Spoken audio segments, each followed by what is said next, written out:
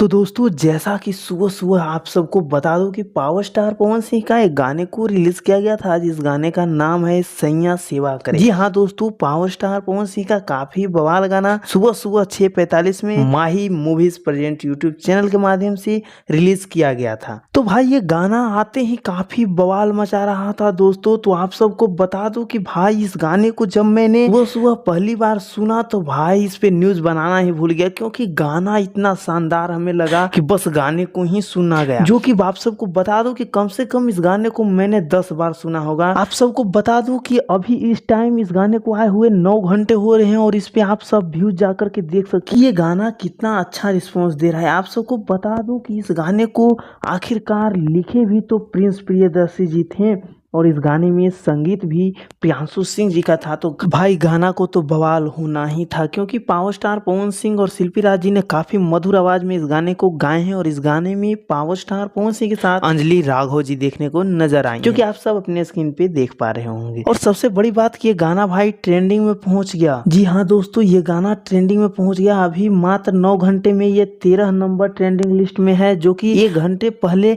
इस गाने को जब मैंने देखा था तो 19 नंबर ट्रेंडिंग।